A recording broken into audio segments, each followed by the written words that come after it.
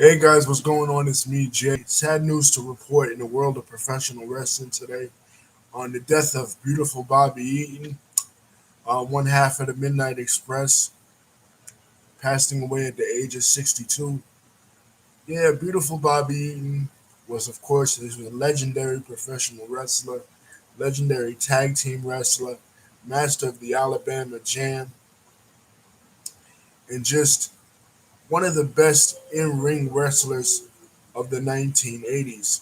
What I remember from Beautiful Bobby was, of course, his legendary matches as one half of the Midnight Express with the Rock and Roll Express. They wrestled in almost every territory throughout the country, especially in the Southeast.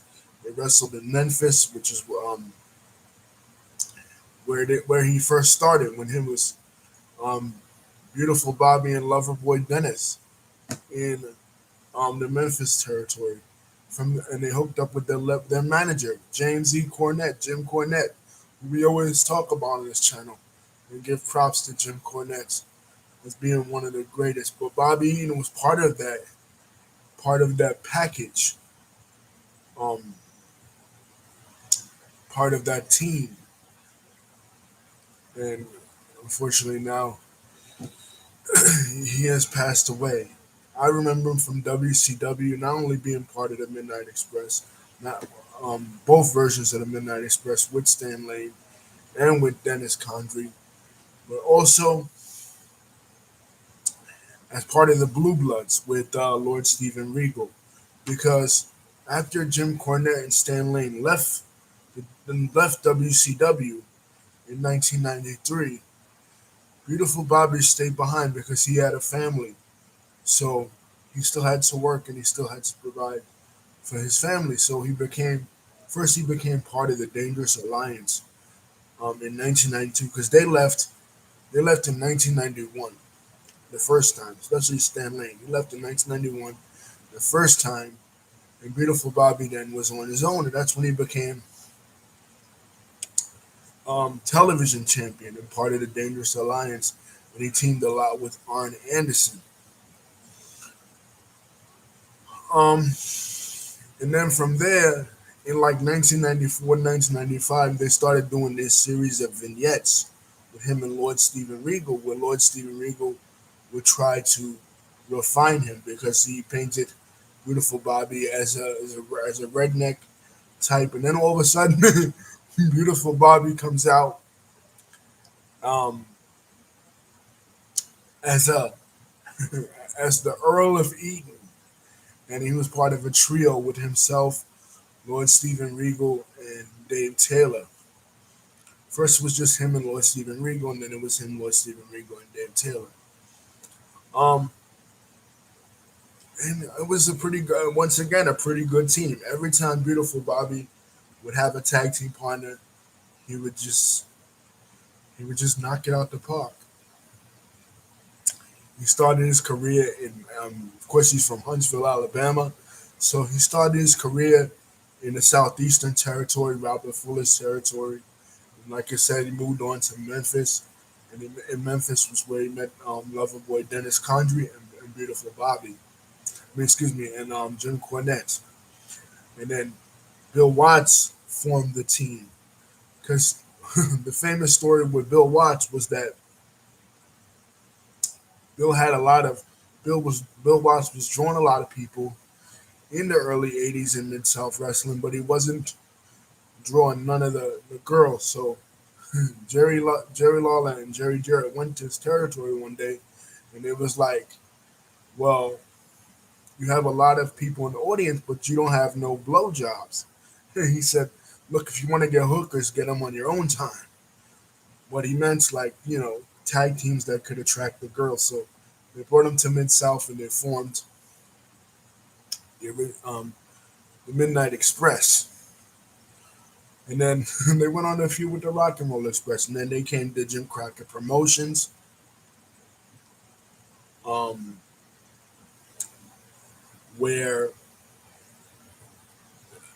they had feuds not only with the Rock and Roll Express, but also with Tully Blanchard and the Four Horsemen. Of course, 1986, Night of the Skywalkers.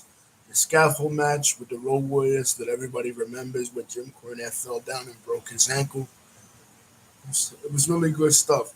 Beautiful Bobby, to me, will be, like I said, remembered as one of the premier tag team wrestlers.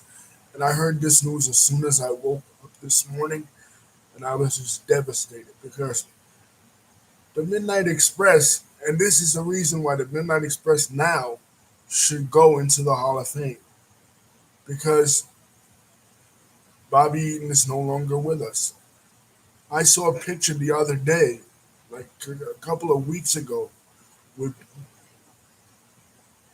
beautiful Bobby, Sweet Stan, and Loverboy Dennis and Jim Cornette all together. And I was like, man, that's the Midnight Express. If only, if only the Midnight Express had come to the WWF in the 1980s when they were offered a contract, because they were offered a contract in like 85, 86 from Vince, but they they didn't feel like it was the right fit for them, so they stayed in Jim Crockett, and um, Bobby Eaton never went to the WWE / WWF ever in his career, but he still made an impact in Southern wrestling, and his Alabama Jam was one of the coolest moves, back in the day when you would watch the old WCW Saturday nights with all the flags hanging there, all the country flags hanging there, and you would watch that. It'd be like it was cool, you know what I mean? It was memories, of the Midnight Express and the Rock and Roll feuding with each other, the Midnight Express and Tully Blanchard and the Four Horsemen, or the angle they did in 1988 when Paul Heyman and his version of the Midnight Express came over to the NWA. They came over from the AWA to the NWA, and they basically beat the crap out of Bobby Eaton, Dennis Condrey, and Jim Cornette. And they bloodied Jim Cornette. And you can hear Jim Ross say, "But they don't even work here."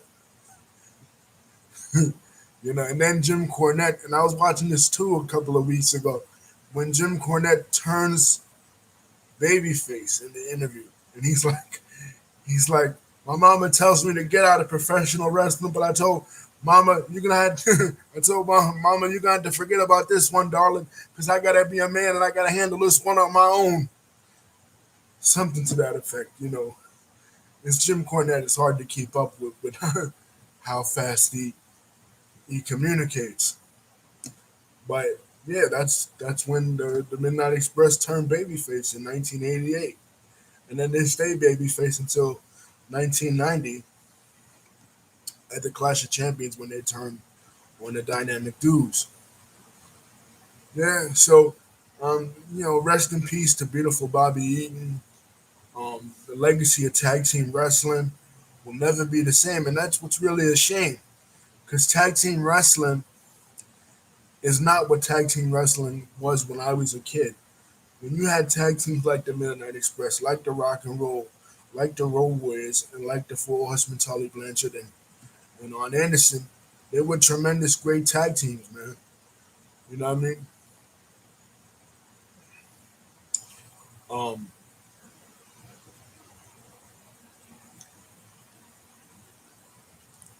and you don't really have that anymore. You don't have that in AEW, and you definitely don't have it in the WWE. But